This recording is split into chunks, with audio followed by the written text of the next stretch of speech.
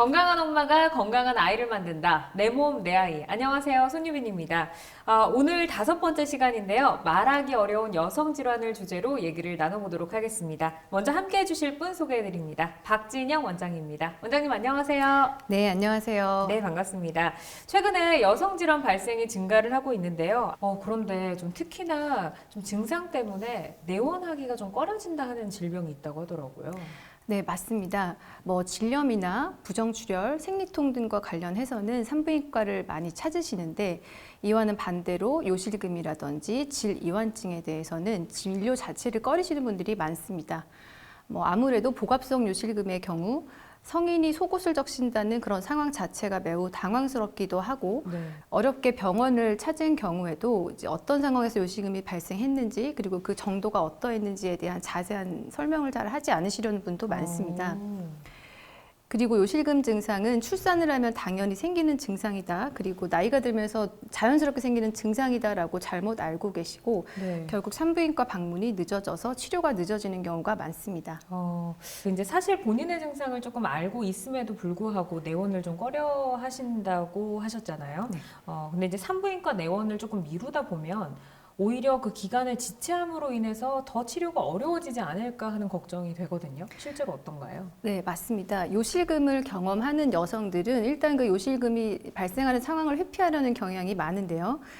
계단 오르기, 줄넘기 이런 운동 같은 것들을 잘 안 하시려고 하고 그리고 등산과 같은 레저 활동도 피하게 됩니다. 그리고 냄새가 나서 이제 남이 알게 될까봐 그게 이제 좀 부끄러우셔가지고 사회생활도 좀 줄이게 되는 경우가 많은데요. 네. 이런 기간이 길어질수록 정서적으로 우울감이 좀 들게 되고요. 삶의 질이 떨어지게 되는데 결국 이런 신체적인 질병 상황이 심리적, 사회적 고립까지도 유발할 수 있는 거죠.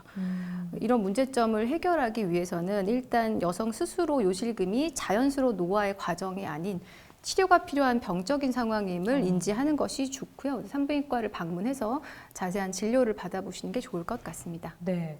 앞서서 이제 요실금은 그냥 자연스러운 노화의 증상이 아니라 질병으로 인식을 하고 치료를 해야 된다라고 하셨는데 병원을 찾아가게 되면 어떻게 치료가 진행이 되나요? 네, 요실금의 종류나 정도에 따라 치료법이 다른데요. 복압성 요실금이 경미하게 있으면서 출산의 경험이 없는 여성들의 경우 지속적인 골반 자극 운동을 통해서 약간 증상의 호전을 볼 수가 있겠습니다. 앞서 말씀드린 방법으로 교정이 되지 않는 심한 요실금의 경우에는 반드시 수술적 치료를 통한 교정이 필요합니다.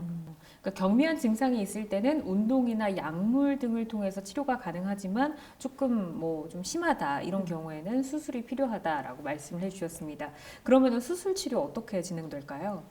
네, 요실금의 수술에 대해서 알아보기 전에 먼저 여성 골반의 해부학적 그 구조에 대해서 조금 설명을 드리겠는데요. 방광과 요도, 그리고 자궁과 질, 그리고 직장은 여성 골반 내에 인접해서 위치하고 있는 장기들입니다. 그래서 질벽의 앞쪽은 요도가 위치를 하고 있고 질벽의 뒤쪽으로는 직장이 위치하고 있는데 지식분만을 통해서 아무래도 이 질벽이 늘어나다 보면 질 앞벽에 있는 요도를 이제 받쳐주는 근육들의 손상이 가게 되고 이제 손상이 된 상태에서 복압이 증가했을 때 이제 요도가 방광을 버텨내지 못하고 이제 요실금 증상이 생기는 거죠. 그래서 그 요실금 수술의 기본은 이렇게 손상받은 요도를 어떤 합성 메쉬를 통해서 지지해 줌으로써 복압이 증가한 상황이 발생했을 때 요도가 이렇게 무너지려고 하는 것을 텐트처럼 받쳐주면서 요실금 증상을 치료하는 것이 이제 목적이 되겠고요. 네.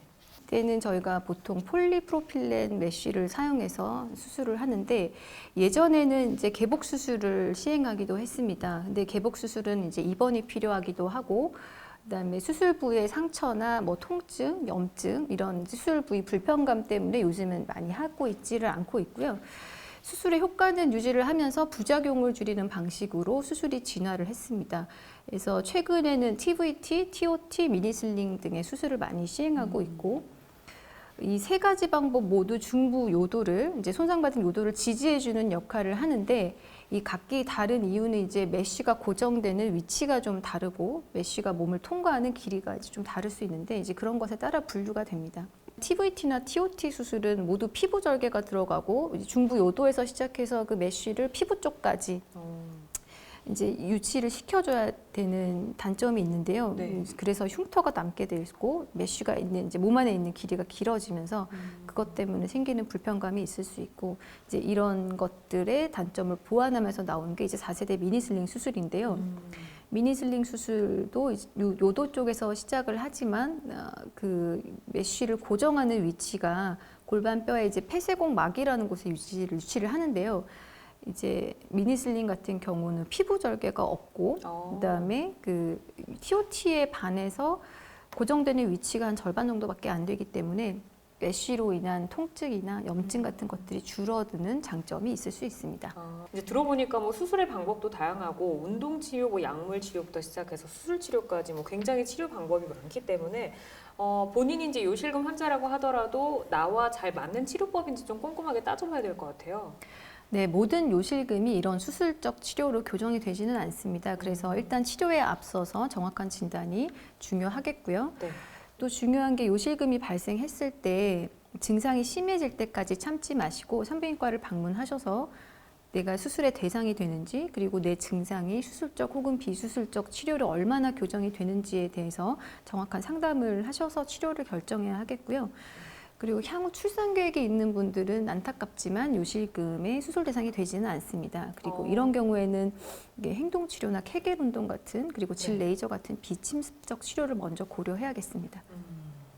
40대가 지나고 40% 이상의 그 발생 빈도가 있고 또 출산 후에는 좀 더 요실금과 더 가까워질 수 있는 또 우려가 있기 때문에 무엇보다 이제 이런 분들이 질병이 발생하기 전에 예방을 잘 할 수 있다면 그게 가장 좋은 좀 치료법이 아닐까라는 생각이 드는데 혹시 이 요실금도 예방할 수 있는 방법이 있나요?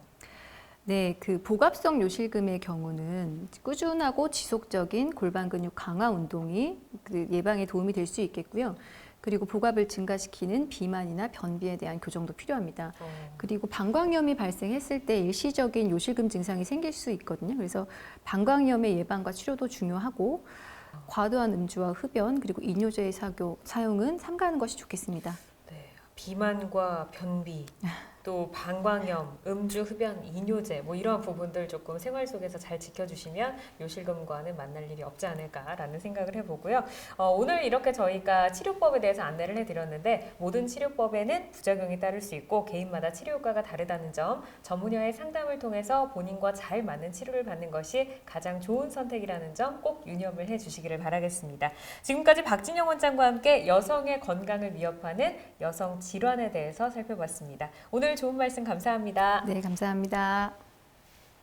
건강한 엄마가 건강한 아이를 만든다. 내 몸, 내 아이. 6번째 시간 함께 했는데요. 오늘은 말하기 어려운 여성 질환에 대해서 살펴봤습니다. 네, 6번째 시간에는 노화와 여성 질환에 대해서 살펴보겠습니다. 다음 시간에 더 좋은 내용으로 찾아오겠습니다. 시청해주신 여러분 고맙습니다.